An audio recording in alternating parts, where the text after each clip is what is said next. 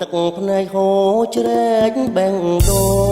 ងទួងខំលាក់ភ្នែកអ្នកផងទ្រូងបងចុកចាប់ខ្លាំងណាស់អងអោជីដែនស្នេហ៍បត់បានប្រែក្រឡាំងដីថ្មីស្នេហ៍ចាំងស្រីផ្លាំងក្បត់ចិត្តអូនទូលបងរែកក្នុងនាមកម្មករស្មានថាផុតភាពក្រីក្រនៅលើត្រនំជីវិតតែផ្ទុយទៅវិញបែងដងទុកសោករួមរិទ្ធជាដែនជាចិត្តអក្រិតឬស្យាមិនស្ដាយទេសនាតែស្ដាយចិត្តខំស្រឡាញ់បើអូនជារូបបងវិញតើស្រីនឹងគិតយ៉ាងណាខ្មាំងមិត្តកម្មករអង្គសួរថាខ្មាំងសំឡេងភ្លេងកា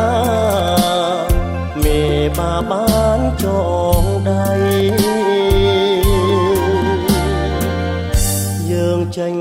ពីស្រុកមកនៅជាដែនបែងដងត្រូវគេបោកបានអូនក្បត់គ្មាននឹកអាឡ័យរូបបងក្រខ្សត់មិនអាចខត់ខាំងចិត្តស្រី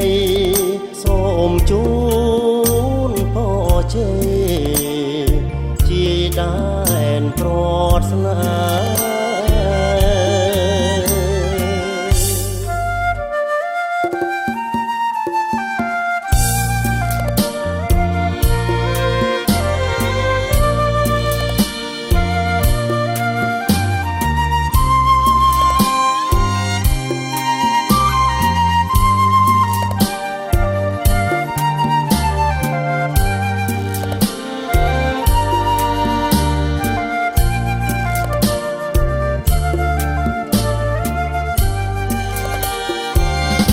មិនស្ដាយទេសនា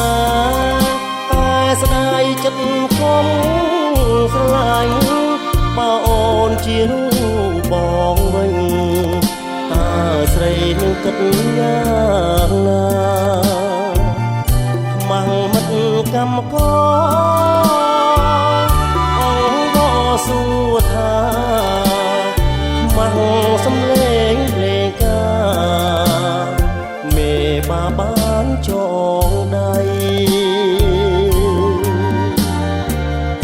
យើងចេញពីស្រុកមកនៅជាដែនបែងដងត្រូវគេបោកបានអូនខ្មត់គ្មាននឹកអាឡ័យរូបបងក្រខ្សត់មិនអាចខត់ខាំងចិត្តស្រីសូមជូនពរជ័យជាដែ